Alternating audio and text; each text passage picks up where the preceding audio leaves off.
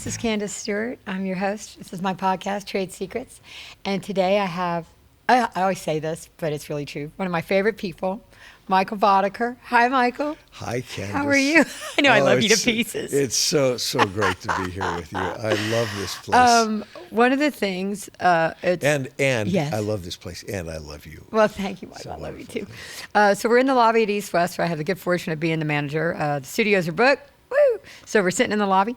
But what I talk about on the podcast is I kind of try to shine a light on how people got where they are today. Oh my goodness. And I start with, it's pretty unscripted, but I have one question that I start with, and that's, where were you born? Cedar Rapids, Iowa. Really? Cedar Rapids, Iowa, Mount Mercy Hospital. What did Mom and Dad do? Mom and Dad had a music store. Oh, God, really? Yeah. Oh, that's so perfect. That's They so had cool. multiple music stores. What? What was Yeah. the name of the music store? Boddicker School of Music. Well, oh my God! And- What did your father play? My mother was the musician. Really? She played. You never hear that, by the way, hardly she ever. played accordion, piano, and saxophone growing up, and then she stopped playing saxophone because it smeared her lipstick. I love And, it. But she married your dad, and he said, "Well, why don't we open some stores?" Well, he was. An entrepreneur. He was, yeah. Well, he is one of 9 children. So My dad, too. Really? Yeah. Really Catholic? No, Episcopalian, but one of 9, born in No, with 1916, survived Normandy. My dad, long gone, but With the red hair, Irish. Welsh. Welsh. Yeah, okay, my all father, right. my grandparents were from Wales on So that we side. were German Catholic, and my mom was Czech. Yeah, we were Welsh Episcopalians. How does that work? I guess that's for the C of E, I guess. I don't know. Czech Presbyterian. Oh, right. And we. Oh, is Boddicker a Czech name? No, Boddicker's German. Okay. Unless you talk to my now passed aunt who was in Germany, she says it was there was an area of the Ottoman Empire that was between Germany and Czechoslovakia when it was Czechoslovakia. Now it's Czechia and Slovakia. So anyway, Crazy. so a lot of polka music, and a lot of people in Iowa have a great respect for music and how important it is in connecting the left brain and the right brain. Oh, can we just please spread that around the world? Oh, well, I think it there. has. Yeah, It's there, but But multiple, a school, an actual school and stores? Or they taught lessons at the stores? they had stores where they sold musical instruments, and then they had stores where they taught lessons. But we had 7 station wagons in our backyard. What? And my dad would load up teachers. We had something like 39 satellite studios. So the Knights of Columbus in Vinton, Iowa on Oh Tuesday my God, night. you're the only person that I've talked to in all of these that had that type of background. Oh, I grew I mean, up people played and stuff, but not like emptying this. the trash cans at the store and driving the trash to the dump when I was, just barely old enough to drive, and working on the farms in the summer. My parents both came from farming families, and Keith, your mic is losing its grip. It's okay. We'll do good. I know how to operate this thing. Let's see. Then I started teaching. I'd teach guitar, and but I played accordion and trumpet. I had People don't realize how hard accordion is. I think it's difficult. It was. Maybe not I for started you. playing when I was 2, so it Oh, was my pretty God. natural. Yeah. It's just like breathing. It has to do with singing and breathing. Squeeze box. Yeah. I got to play on that for Laura Branigan. I got to play the Did accordion you? on Laura Branigan's squeeze box, and I played accordion with Randy Newman. It was at one of the competing studios. It's all right. But The Village. Your We good love the friend, Village. Your good Yeah, we love friend. them all. It was actually at what was then A&M. Oh, right. And so Randy, like most of the old time great string arrangers in town, used accordion to double the violins. And I never knew that. Nick DeCaro did that. Jimmy Haskell did that. Oh, yeah. But both of those guys were accordion players. Oh, that makes a lot of sense. And but it would really thicken it out, and it was fun. And So a childhood surrounded by music. Yeah. Because one of the questions I would ask was like, did your parents support music? Well, obviously they totally did. Did they have music programs in your school when you were little? Yeah. Oh, yeah. We did too. Played trumpet In the band? In the band, starting in about sixth grade. In eighth grade, they used to ship me off to the high school band. I was first chair trumpet because there were 2 trumpets. Good for you.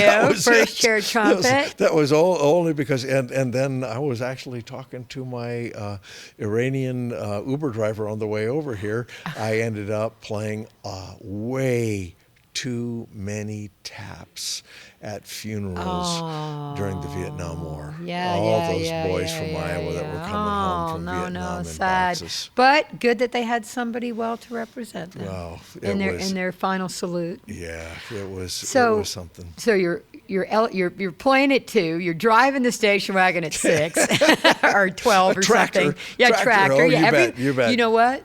A lot of people learn to drive tractor before they learn to drive a car. Oh, have if you to. grew up in an agricultural place. Yeah, I had to. You know.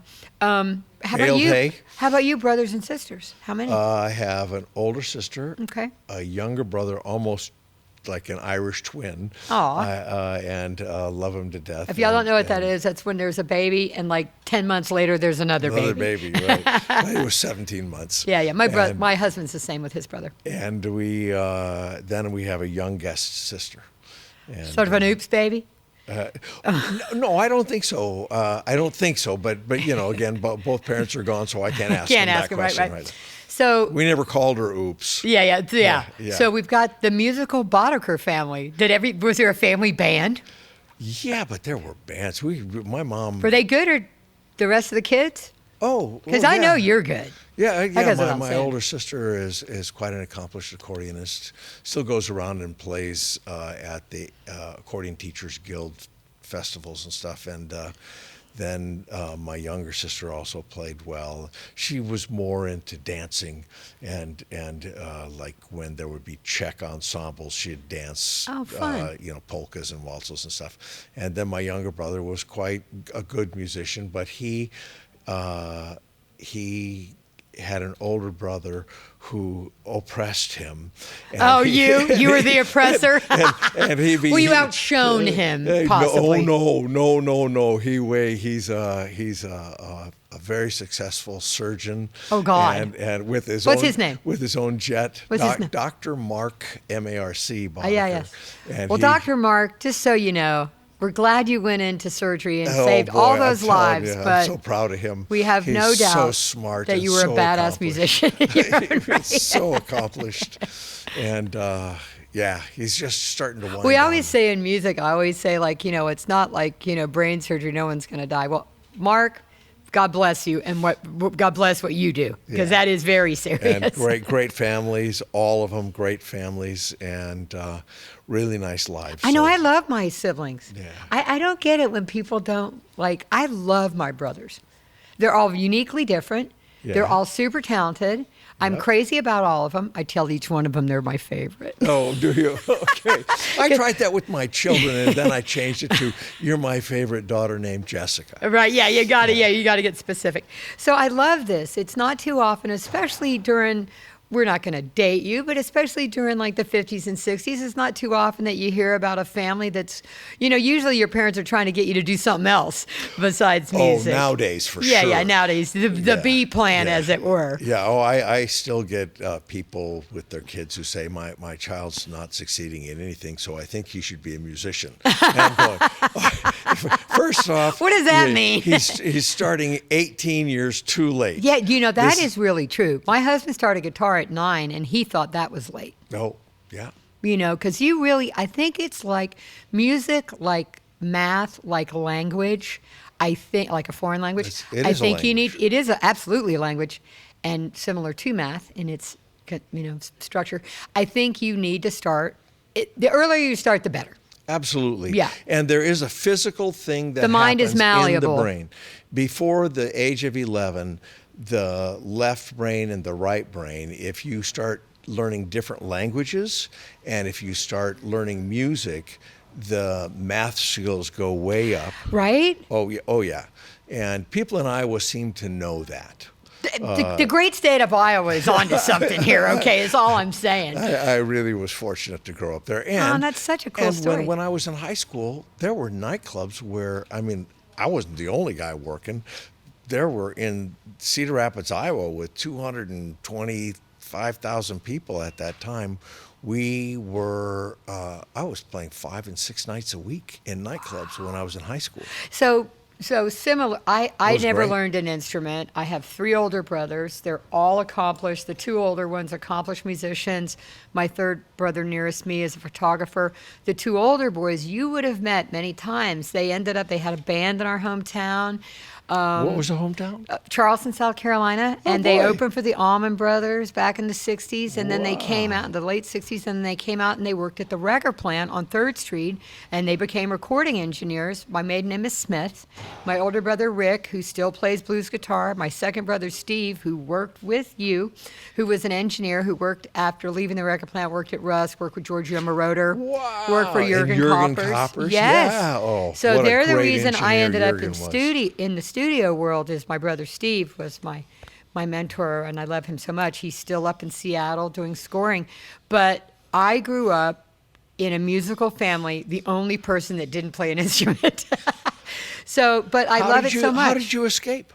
You know, my mom asked me when I was little if I wanted to take piano. We always had a piano in our house. My mother was a painter. She was an artist, and my father was an electrical, he wasn't a musician, but he was an electrical engineer. He built all their amps and stuff. He was a genius, my dad. He built the safety systems for nuclear missiles on nuclear submarines.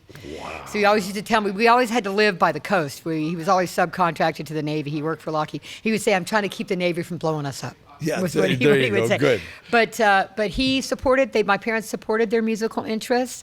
And so similar, what I was trying to get to was that they were touring and playing in clubs when they were like 13 and 14. And my dad would take them around to the various naval bases and various clubs, and they would play.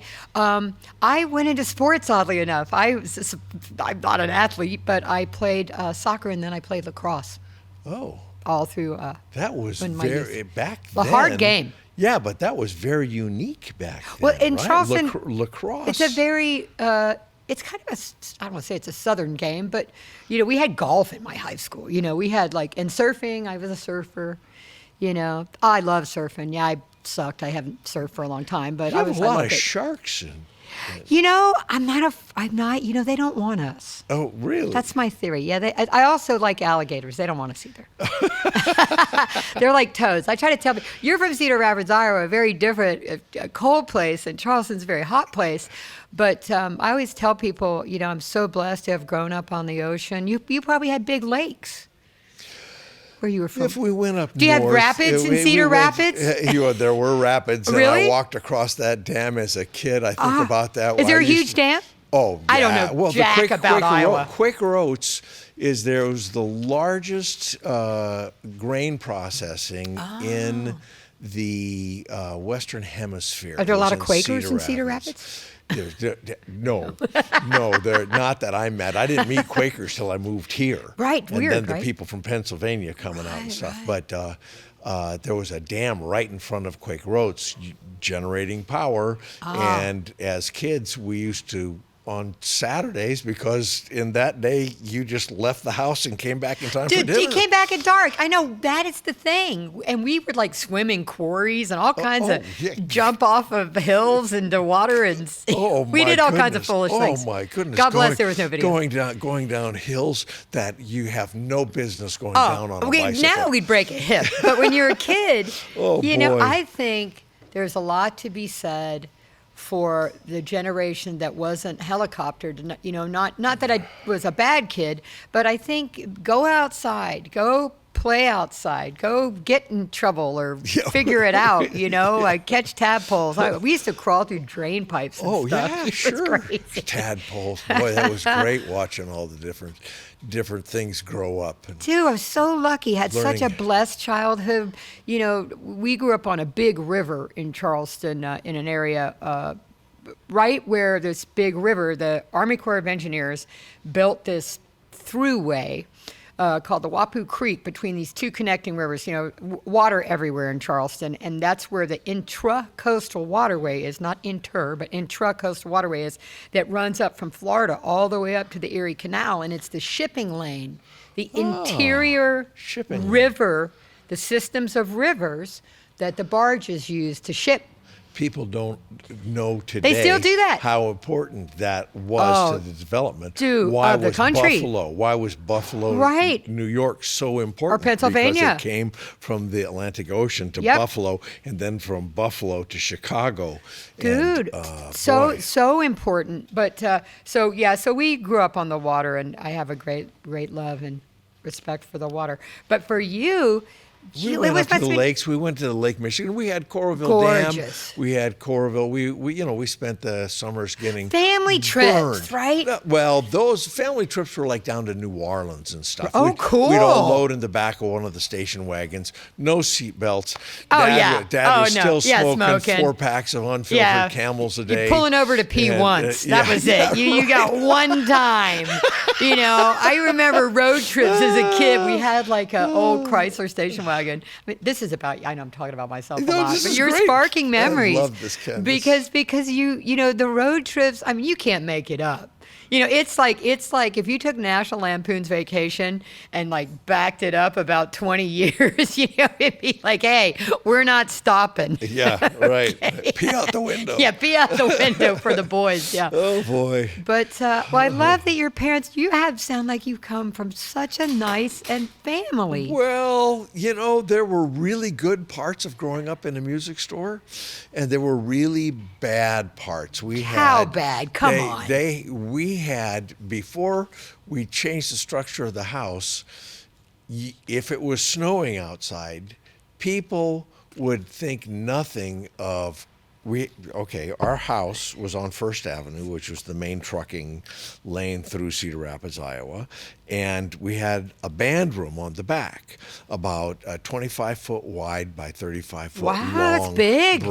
That's like my Studio One. Block building, and only 9-foot ceilings. Okay. But and then there were 7 uninsulated music studios in our basement.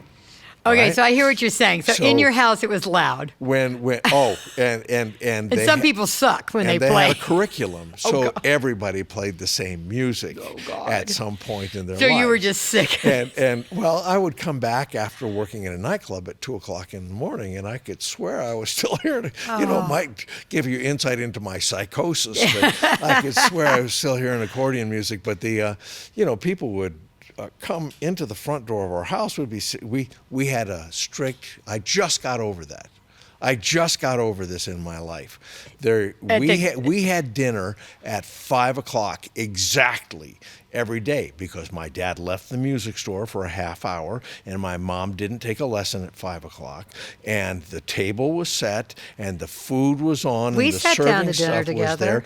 And at 5:25 they stood up, went over, put their arms around each other and hugged for about 5 minutes, and then they went back to work until 10:00 at night. They're just busting their tails trying to make a living. And people would walk through our house because it'd be snowing outside. They'd pick up their accordions and they'd walk through our house in the middle of dinner and walk to the band room rather than walk outside. So what did you just get over? Eating at 5 or letting people walk through the gate? The thing about when I sit down to eat at 5:00, or when you tell me dinner's at 7:30, I'm going to sit down to dinner at 7:30 and everything's going to be ready to go. Well, you and I are sticklers Michael, for time. can you please get this? But you're a stickler for time too, and I get that. That's a professionalism. Well, I learned that here. I learned that here in United. Honestly, with Mike, there are 2 things Mike Post really taught me. And the first one was, Michael, would you like to come to see what I do with the TV show? And I said, sure. And, meet me at my house at 8:00 in the morning. And I said, great. And this is way back in Thomas Guides and all that stuff. And I lived in Hollywood. Pre-GPS. I lived in Hollywood. He lived here in what is Studio City. Right. Right on the edge. And so I showed up at 8:02.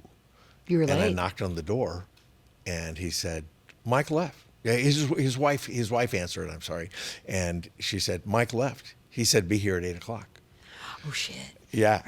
And the next time I wasn't late, I said, I'm so sorry, I'll be there. I'll make sure I'm there. Well, I got there, and this man had a stopwatch.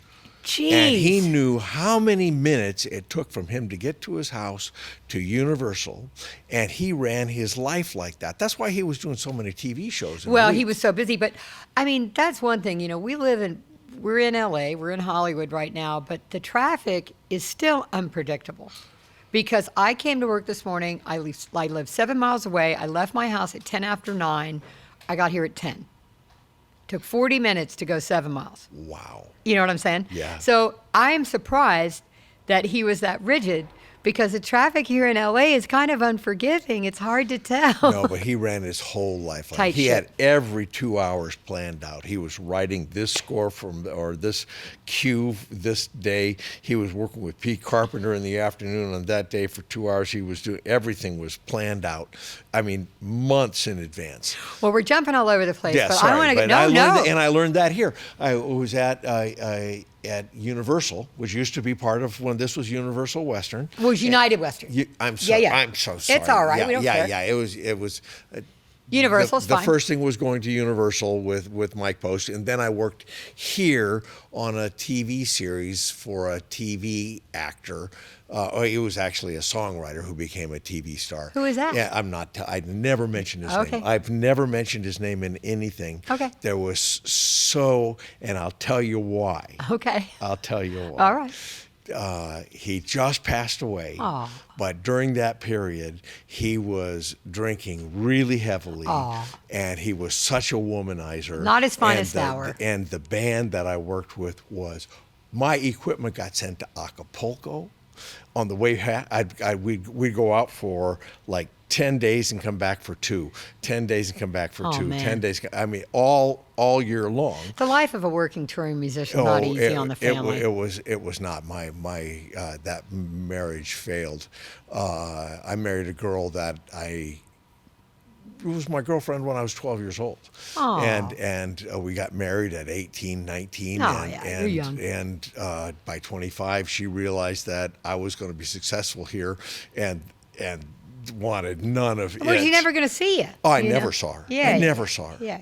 And but I was only a touring musician for about 3 years. But those guys in that band, I'm telling you, they harassed me they didn't want. I walked in. And, okay, I'll tell you that. Okay, story. tell me that story. Okay.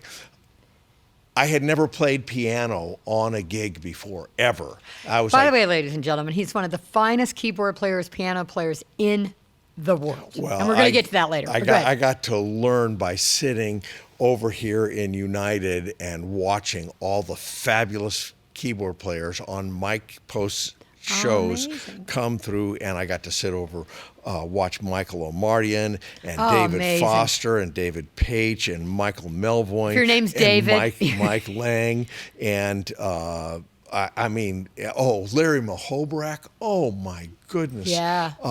I've met a lot of those guys over my career. It was incredible. Mike and I was Lang, playing what a sweet. Oh yeah. But Mike Melvoin too. What a sweet. Oh, dude, Mike Melvoin, part of the Wrecking Crew, and Wendy Melvoin, his daughter, amazing guitar player. Right.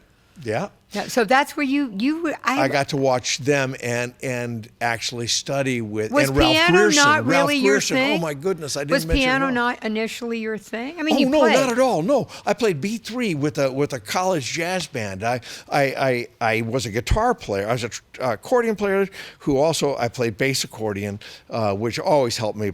By the way, I didn't even parts. know there was a bass accordion. Oh, there's got to be. There's a bass accordion, there's a tenor accordion, and there's then I would play guitar, and I'd play guitar with my band until I was like 14 years old, and I showed up, and one of my best friends to this day in life, I showed up with my guitar, and I said, okay, what are we doing? He says, well, the organ's over there, and I said, I'm a lead guitar player. I don't play organ. Oh, a star, baby. No, I'm just a guitar player. And he said, your dad says you can play organ.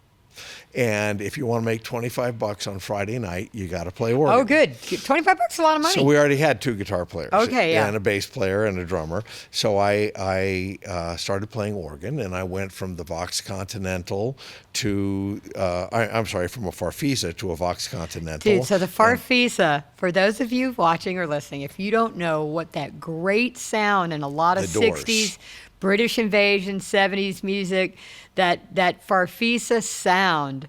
The Doors. A shout out to George Draculius, the music supervisor, who's my friend. We had a running joke. We had an intercom here back when this was cello, and he would get on the intercom, which went throughout the whole building. He would go, "Where's my Farfisa?" Were you here when it was cello? Yeah, I came here in '98. I ran cello. Oh, I never worked at when it was cello. I was the same studio, Yeah. But okay, then. Yeah, I've been trapped. I've been trapped since '98. I went from Farfisa to Vox Continental. Now, are and- these are organs that are, when I say mobile, Oh yeah, you fold all of them the are mobile, but they fold Farfisas. it up into its case, right? The legs folded up into Yep, the bottom. yep. And then I spent the most of my college fund on a Hammond B3 with a Leslie. dude, we have And- one here. I cherish it. Yeah, and I started playing. I was playing in nightclubs, and I'd move that thing. I had a van. I moved that thing in and out. Dude, I look at people like Elton John or other people that play B3, like Benmont Tench and people like that, and man, it's not like moving a set of drums. Oh no. Okay, it's real. 475 pounds. Is it that heavy? yeah. Oh my God, that's crazy. Yeah. So Anyway, so you're toting it around. Now you're all of a sudden you're the organ guy. You're the yeah, B3 so guy. you were asking what I played. So when I came into Los Angeles, I was a songwriter. I was already playing synthesizer. Okay. But this is way back. Analog synths. Oh, there was no memory in those days. Yeah. It was all analog synth. Yeah. This is 1970. I started when He was 12. I was trying to move out here all through high school. I would come out because in Cedar Rapids we had this Holiday in circuit. Okay. Right? And people like Lainey Kazan would be in Cedar Rapids that. for 2 weeks, and I'd go after I got done. Dude, I'm going to go working. to Cedar Rapids. I'm like intrigued by this town now. It's, It's gorgeous, I'm city sure. of 5 seasons. Oh, beauty. Yeah, 5 seasons. Winter, fall, and spring. No, it's not that bad. Beautiful springs and beautiful falls and incredible summers. But when you see Cedar Rapids, you see it it has like a battleship in the middle. Right, but it has the Coliseum and it has the City Hall on what looks like a battleship from the air, and there are all these bridges, and the bridges go over the river, the Cedar River, which is 35 feet below. Wow! And then in the springs, that water rises. Water goes all the way up and over. Wow! Over that whole area. Yeah, I'm from the land of bridges as well. Yeah, and so there was a lot of flooding, and there still is a lot of flooding there, which is nice to talk to Gavin Newsom and see why we can't get some of that water from North Dakota over here. Oh, over there, yeah. Instead of having it wasted up there. You got this Holiday Inn circuit. Oh, so yeah, and I'd meet all the musicians, and then I'd come out here like for 2 weeks, sometime in the winter, and I'd sleep on their sofa and go to the Guitar Center and get the pieces of paper that said audition. We need a singer, songwriter, guitar player, organ player, whatever. Remember the recycler? Oh, well, I think this was before recycler. Yeah. I'm talking still 1969, We're 1970, talking pieces of paper on a bulletin board. Oh yeah, absolutely. Yeah. And the musicians union was the same way. Yeah. They had the gigs that were up there. They were looking for people, and I would audition, and I got an audition with Edgar Winter had just left White Trash, Dude. and I played with them for 3 days. What an amazing blues player. And then they found out that I was 17 and I wouldn't be able to go play in the clubs that they played because of you had to be 21 to play in a nightclub. But it was a great experience. And what a great musician. Both Johnny. Can you imagine growing up in Texas being albino? Would have been super strange. I mean, no, Rick Derringer, people don't remember him from the McCoys. Oh, Hang On man. Sloopy. Oh, man. Right? That's Rick Derringer. Yeah. Dude, I'm a fan. And I'm a fan Free of Ride. Free Ride. You Great. bet. Oh, what great. Frankenstein. That Dude. I just fell in love with his synthesizer work on that. So Edgar Winter, when Yeah. I started out really early on, and that in Frankenstein, that ARP, Yeah, ARP the 2600. ARP 2600, I wonder if I called you. I wonder who I called, because I was at where Glenwood Place is now, Red Zone. I started out, sure. and Edgar came into work, and he needed a technician to work on the ARP. And I think I called SST or SRS or whoever was the synthesizer people then, and they had someone come over and help us. Do you remember what year that was? It would have been around 90. Oh, okay. Yeah, and they sure, had SST was. And they was had full someone come swing. over and help Edgar with his ARP repair. So I look like a winner because I got it fixed for Edgar Winter. Actually, JL was our resident repair guy in town. That's I mean, all the people that are around Dude, but now what an weren't even unusual born. instrument. Oh, yeah, it was great. What is it? Is it like an accordion? And what is an ARP? No. Eleanor Perlman ARP. Okay. It was a single voice. It actually later they made a duophonic keyboard, which meant it played two notes, but it still only had one filter. Okay. So you had three oscillators and I love this. a noise generator For us nerds. and a filter and two envelope generators and an amplifier, and it was all in one Yeah, it wasn't nice that little big. box. It was like that Yeah, big. it's this by this. Like a box. It was great. It was great. Very cool sound if you like that Frankenstein. What a cool riff And is he that? used to play that live. I know, it's insane. You know, and he'd wear the thing around, not the box. He wore the keyboard, but he also wore a clavinet around his neck. Those are heavy. Dude, a clavinet, that's got to weigh like 80 pounds or 100 heavy. pounds. He was nuts. He was tall and great. skinny, those boys. He was great. Tall, skinny albino boys. Dude, Dude, I love all that shit. So you're out. You make it to L.A. You're the B3 guy. You got I'm assuming some sort of van that you carry your B3 around in, you right? Bet. You bet. And besides that Edgar Winter thing at 17, what were some of the other things that you played on? Oh, well, what I was getting to was that I had got an audition. I got auditions with, it was great. With Norman Gimbel and Charlie Fox. Oh, Charlie They had Fox. a hit on the radio. Dude, I love him. With He's Killing still with Me us. Softly. Oh, Charlie's amazing. Charlie's a great Did you see that composer. documentary they did? I was there at the screening. I was him. with you. I was there. Yeah. It's fantastic.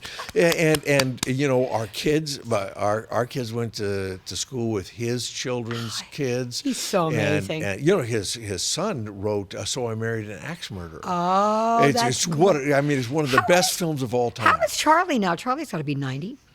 Oh, I don't think he's quite Late 90. 80s, but late 80s. Yeah. But he's doing great. He's great. Yeah. I saw him And at still the writing SCL. all the time. He and Joan are just Dude, salt of the what earth a cool people. guy. Wonderful. So and he had a modular Moog way back when. You know, he studied with the same person that Stravinsky studied with. Was that lady And- that he talked about in the documentary that was his teacher? and Quincy. What was her name? Nadia Boulanger. That's a great I book wonder that if she Eric wrote, Boulanger is related to Nadia Boulanger. And Should ask him. Quincy studied there as well. Oh, really? Yeah. But he was from the Bronx, I believe.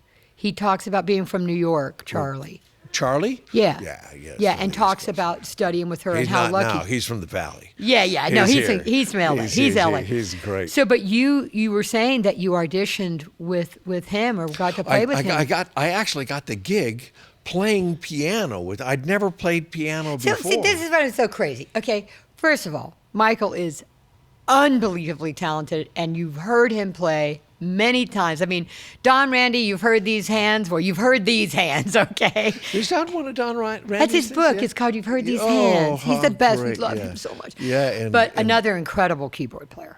Oh, An incredible great. pianist. Yeah, But great. this is the thing that's so crazy, is that you started as a guitar player and an accordion player, but everybody knows you as a pianist and a keyboard player and an organ player. Actually, I've stayed away from, because when you see a Randy Kerber or Oh. a Ralph Grierson or an Artie Kane, Those guys started playing when they were like 2. Yeah, but don't pull yourself up short. You're good. Hold on. There's something when you have a real piano, not Right. we had to spin it. Right. Yeah, you I had know? an upright. Yeah, and there's a muscle connection that happens, and those people who studied not polkas and popular And music, Charlie, I mean, gifted. but played classical music, Yeah. great classical music since they were children, and now they're in their early 20s, and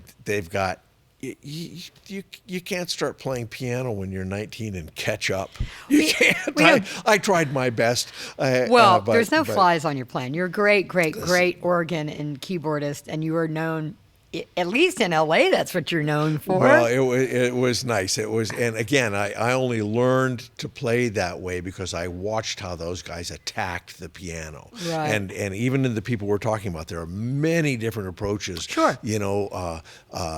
David Foster and David Page both really attacked the piano. They hit it hard. Yeah. And Mike Melvoin did not. Yeah, gentle. He was like a Yeah, Rubinstein, where yeah. he played really delicately. So beautiful. Yeah. Pat Leonard's another really fine pianist and keyboard player, a little bit later, but from Michigan, and an incredible producer, but just one of the most beautiful piano players. He wrote a lot of songs for Madonna. Oh, and yeah, stuff yeah. like My that. wife Edie sang with him a lot. Yeah, and Pat, on the that. nicest and one of the most talented But people. Melvoin used to crunch, and if you listen to those early All the Wrecking Crew Monkees stuff. records, Yes. he all his stuff was really, even it was like that dun dun dun dun dun on the Monkees. I'm a Believer. Yeah, right? yeah. Oh, what a great If you song. listen to it, it's not dun dun dun dun Yeah, dun. it's lighter. He's sliding into each note and greasing it up and what I call crunching. Was that Boyce where- and Hart? Who wrote all that stuff? I think it was Boyce and Hart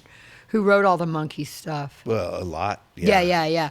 But the Wrecking Crew, I mean, so you came to LA. What a cool time to come to LA. It was great. Right? It was great. When I got here, there were 120 recording studios. Oh, man. And about 15 years later, there were something like 2,000. Yeah. Yeah. Well, we And- thank God we're still here. Yeah, you're still doing here. This all is right, great. And doing you're great. booked. We're here in the Yeah, room we're because busy. you're booked. All rooms are We're booked. That's busy. great. We're doing good. And thanks to you and the people like you. People don't realize how important, besides the musicians, all the support people and what you do now, with all the gear that you let us rent from you and all the amazing stuff and all these support services, all the people behind the scenes, how important they are. And I give a shout out to those people. So, but you I got to tell you, I always hated that industry. I hated the rental industry. As much as here, it's a very different It's necessary. thing. It's necessary. No, but here you treat the instruments with respect. Of course. And well, Oh, not everyone does. I'm aware. No. I'm In aware. fact, people treat, you see kids in commercials jumping on beds in hotel Lord. rooms, and people, abuse rental cars. Yeah, and they don't respect rental instruments, which is not okay. And Yeah, this is- Your stuff is- I have a pristine Juno 60 and a pristine Juno 106, and I will let it go to only a few people. And you're My one of staff is them. They're great. respectful, and you Fabulous. certainly have got an incredible collection. But we're going to get back to you with Charlie Fox now. So Oh, what happened? okay. So what Charlie happened? Fa- So then they asked me to go on the road, and at that point I had already been on the road with this TV guy. Yeah. Which Yeah. we kind of cut that one short. Yeah, yeah. But You were anyway, done with the road. So they wanted me to go on the road with her. She was married to Gary Scott. Oh, okay. This girl, she was actually pretty famous. Dad had a house right in the middle of Beverly Hills, right on those beautiful streets. Before Are you you get to still with downtown. first wife, or are we with Edie yet? Oh, goodness gracious. Do I even count my life like that? Oh, no, you don't need to. No, no. But you had little kids, is what I'm wondering. No, Oh gosh, no. Didn't have kids yet? I'm like 22 years old. Oh, yeah, 23 no years kids old. yet? No. Okay, no, all right, no. we're freewheeling. And, all right. Nothing to tie us down. Yeah, I was actually officially still married. Gotcha. But that was way over. Way over. Gotcha. And Heartbreaker. Michael's a heartbreaker. No, I wasn't a heartbreaker. She broke my heart. I was just a work addict, and I saw my opportunity, and I was, Hardworking. I would take calls at 11 o'clock at night. Ray So do Parker, I. I still do. Ray Parker. Yeah, I know. My daughter calls you. Yeah, I love her. Please keep calling. My daughter is one of the people who helps the head of A&R Oh, she's at amazing. Interscope Records keep their She's the lives best. going, and she's Best. fantastic. I love it when I get a call from anybody she's so named great. Boddicker. she's so great. So, but and they're so great. She loves working there.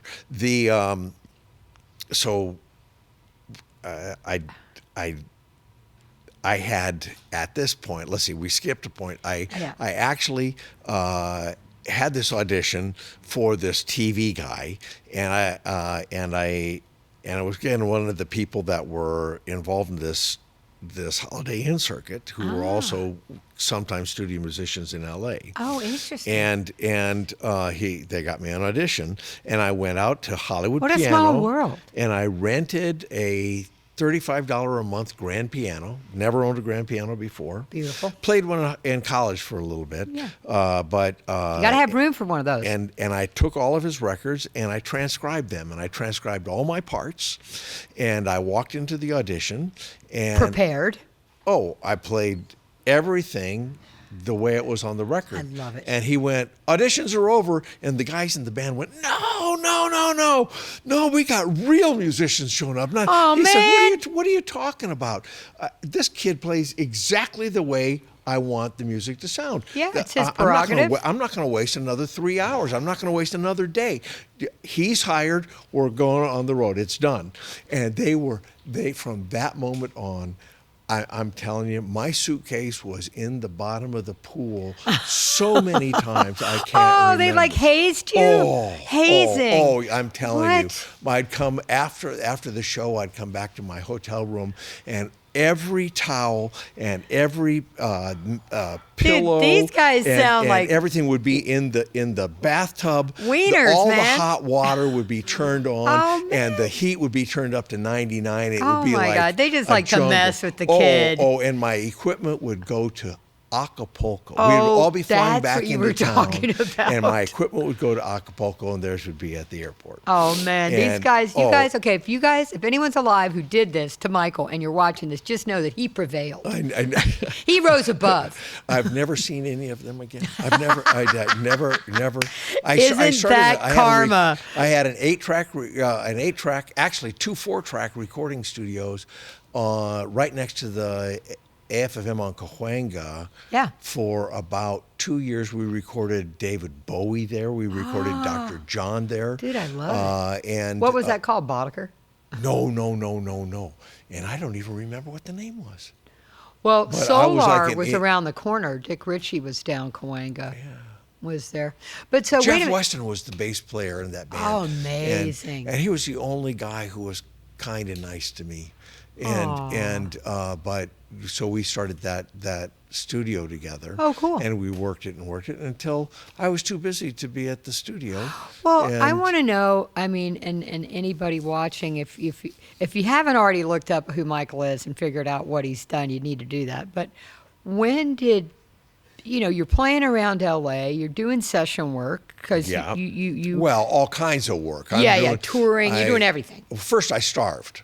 Right, I came Yeah. out here. I actually came out here the same day that Ollie Brown and Ray Parker came out, and we played in a studio for, of all people, Bill Cosby, Oh, I love his it. producer Stu Gardner, Right. and none of that funny business was all. We were Yeah, yeah. working, and Yeah. we were staying in the studio 24 And your hours boys. a day.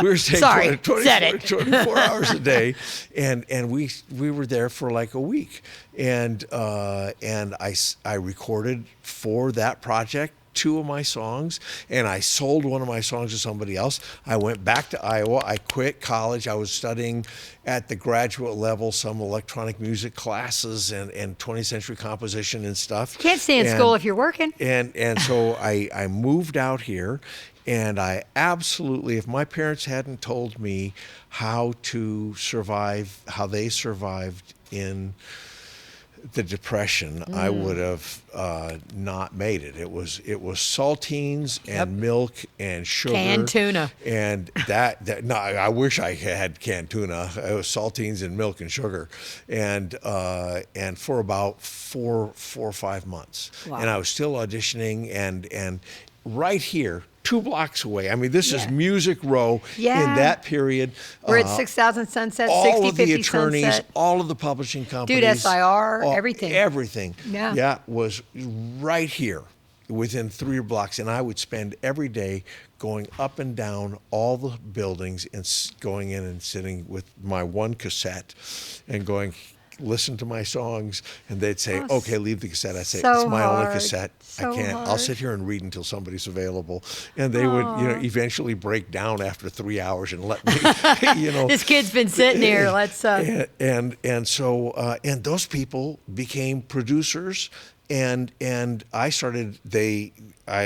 Not as a songwriter, but as a synthesizer player and as a pianist, working on their projects. Right. So was this with the who was around doing? I mean, was this David Foster's not that old, but David was doing. I was stuff. on the first session that David Foster played in Los Angeles. Oh my God! For Mike Post. Oh, I love it. It was "Stop and Smell the Roses," and I got to get David on here. That'd be great. He's phenomenal. He's doing great. Yeah, he's lovely. Did you see? I tried to get tickets to his 75th birthday at the Hollywood Bowl, and like 2 Sold months out. ahead of time, they were sold out. Yeah, sold out in a minute. Yeah. He was fabulous. So And then I tried to get in just to watch.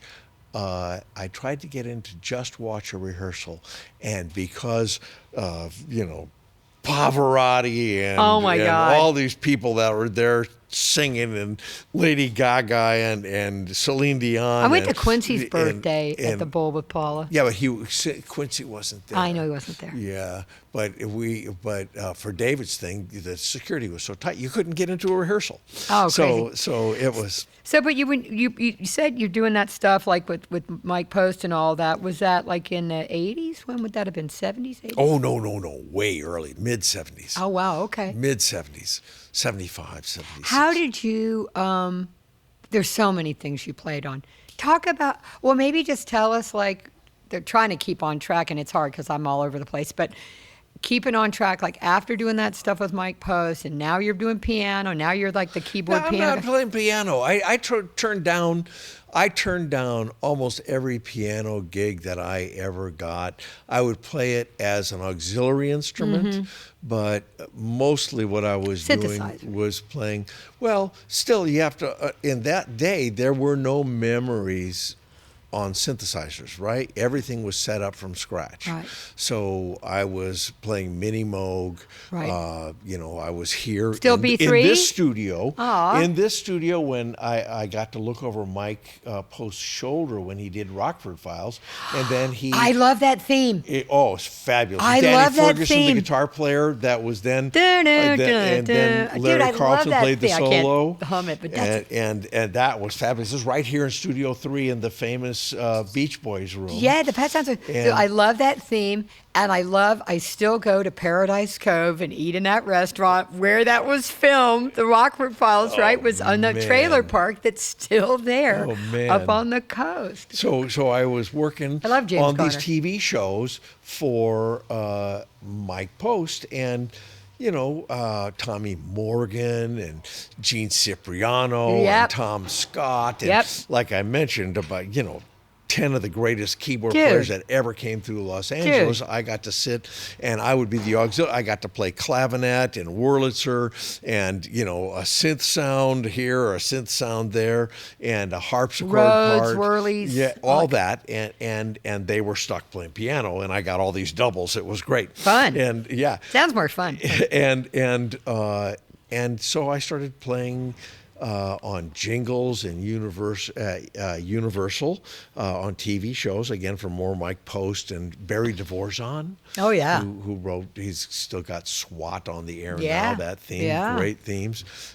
Quite a prolific composer and gave me a lot of hope. So did you make, I mean, were you playing both for TV shows and on albums at the same time? Picaro boys used to mock me because why you're Why are you doing TV? You're playing with us one day on a record for Barbra Streisand, and now you're playing on a TV show, or you're playing gotta on make a money. commercial. Got kids? Well, I Eventually no, had I kids. didn't have kids. Still didn't have kids. I don't know where the kids came. No. But I did meet my wife here. You did? Here. Edie in this building? Oh yeah, in She's most beautiful. 1978, she was singing and playing piano. Sings like an angel. On Alpha Beta, which got bought by Ralph's. Yep. But we did Alpha Beta, and she played and sang, and I did the. It was a whole tone scale down on a modular Moog. John Tartaglia just Looked passed up and his saw that cute, beautiful- tall redhead.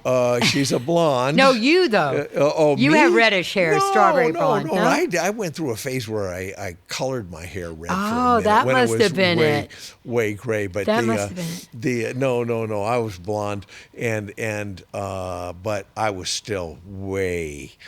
In that day, working 17 hours a day, 7 days a week, and drinking and coking and What? and all. I that. don't see you as doing I'm that. 40 years sober, so Yeah. and I Oh, good I for got my jacket on Good here for today. you. My Well, I still drink wine, but I'm yeah. okay. Well, but you have a half a glass. I never had a half glass. Well, you're going to do it all the way. You don't get to do it all the way. Half a case. But you're working on records and TV shows and commercials. Oh, right, jingles, yeah. And even with industrials, that was still big. Explain to the Basil crew what an Polidorus. industrial is. Okay, an industrial is a film that a company makes to explain to either clients or to their employees what's going on and teaches people stuff. And John Tartaglia used to do industrials. Basil Polidorus started in editing industrials, and I ended up playing on all his films. These are well-known names in film and TV and I here actually in LA. worked with John Williams from the beginning. John Barry took me under his wing big time, and I got to play on film after film after film with John Barry. It was great. Living the dream. Oh, I'm telling you, and seeing blessed the life. excesses. John, he never drove, always was in a limousine, and he was going 24 hours a day writing music at night and conducting orchestras. Did you have to do blow to keep up and get it all done? Oh boy, and he never wrote notes for me. He wrote squiggles. He would say eerie. That was supposed to be, you were supposed to play an eerie sounding part? I was supposed to play an eerie sound, but I'd have to go God. around to the other orchestra parts. I'd go to the violins, go to the brass section, and I'd look and see what they were playing and have to adapt my part to work that's what with a them. real musician does, right? Is to play to the song and collaborate with the other players. That's what I learned. And find your spot to fit in. There you go. To the tune. There you go. To the melody. There you go. You And that was working with Ray Parker. A lot of that came to me from working with Ray. He taught me a lot about when somebody asks you to do something, if it's in bad taste, you find a way to give them what they want, but make it better that you can be proud of it as well. And not to overshadow or overplay or to dominate, to really suit the and music. And to tune to the track. Yeah, you gotta do it for the song and based on the track. Yeah. So now there's some famous records you've played on, and I would be remiss not to bring them up in this podcast. I'm sure there's many, many things that you're proud of, but a lot of people associate you with Michael Jackson. I worked with Michael Jackson when he was in the Jackson 5 on Motown. I played clavinet with one of those Otto Oberheim wahs, so they thought I was the funky white boy. Bow, bow, bow, bow, bow.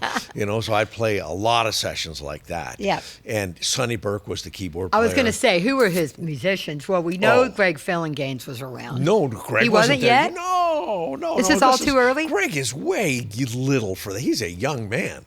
And Well. and Nathan East, he's young too. Oh yeah. Oh no. But you're young. Come on. No, this is way before them. Way before they started working. This is James Jamerson Sr. Oh right. Oh gotcha. And James Gadsden playing drums, and Sonny Burke playing piano, and you're playing keyboards with Joe Sample. Oh wow! And, no, I'm playing auxiliary keys. I'm playing again clavinet with a wah pedal on it, and that's kind of cool. And it was great. But in those days, you'd have Gene Page arrangements. Yeah, and you'd I know. have 6 guitar I got to meet players. Gene Page. My husband actually worked with Gene Page. Before he passed. Amazing. I must have done 2,000. What a dates nice with guy. Gene Page. He was Sweetheart. Yeah, except that he had this penchant for Saturday mornings. He'd do a session at 7 o'clock because if you got done before 10 a.m., you didn't have to pay Golden. Oh yeah, that's a so little we'd tight. work at 7 a.m. That's on a little Saturday tight. mornings. Yeah, That's a little tight. But Gene was what a great arranger and how many hits. Oh, amazing. And I don't think he's ever gotten a Grammy. Hasn't gotten the credit he deserved, but did so early Michael Jackson. And then I started working with the Jacksons. I would show up, and Greg may have been in this. I don't remember, but where I would come in, and when the Prophet came in, you could preset sounds. Right. So I'd preset the sounds for their tours, and I would also write the music. That was the underlying bed that when everything went dark and the smoke came out on stage and people were going crazy because you couldn't see, but the guys are walking on stage, you couldn't see their faces. And I'd write that music, that bed. And so I worked with the Jacksons on that. And then I started working with Michael on his individual productions, like on Muscles for Diana Ross. Oh, wow. And that was she was here recently. She looks amazing. Yeah? She looks incredible. Did you see her at the Grammys? I did. She is about 80, I think. What a beautiful woman. And can still sing. She was here with her son. She was a phenomenal singer. She's amazing. And all of them. Mary Wells, all them ladies in the Supremes. I mean, come on. Yeah. That's some, and we have been blessed. Well, just great musicians in general, but great background singers, the Waters sisters, all these, Maxine Waters, all these amazing musicians in LA. And everybody from all over coming here, God bless. Orrin and Maxine, I can't tell you how many sessions so good that they have done and hits they've had, and they were just completely wiped out by this fire. And were they? Yeah. Did they live in Altadena? Altadena area. Oh well, I hope and pray that they recover quickly and rebuild. Edie's got a session with Orrin on it today. Oh my God! So, how crazy is that? Yeah. Well, I mean, one of the things I think that people need to understand. Again, we were talking about the support and the people behind the scenes, but all these background musicians, all these incredible players, all these session players, all these people don't realize what a community we are and how many people it takes, a village, to get all these records done and these TV shows and everything done. So Mike Melvin, I got to tell you, take me to lunch. Take me over and show me how to crunch notes on the piano, how to do that stuff. But just people helping each other. Ralph Grierson, same thing. Yeah. Invite me to his house.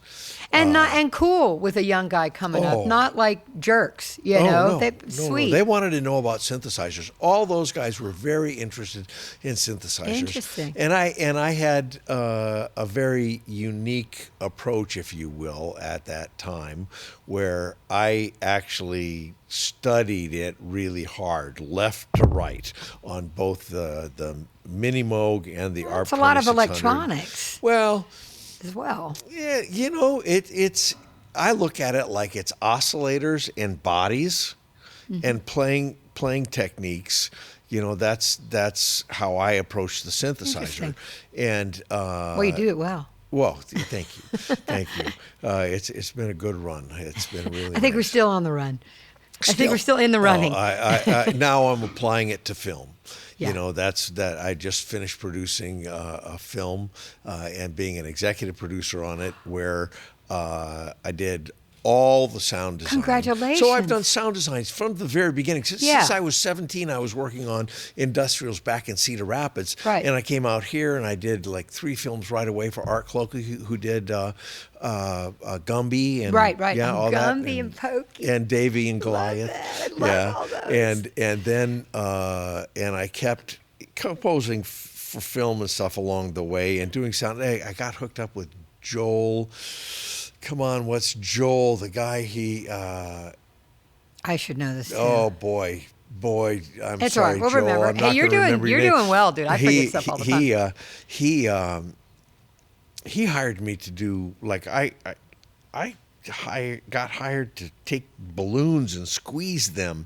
Just sound effects, sound design. And just here, go through the entire film and make as many weird sounds as you possibly can. Okay, wow, that's It's great. almost like Foley, but it's musical. Yeah, but now can you do it again?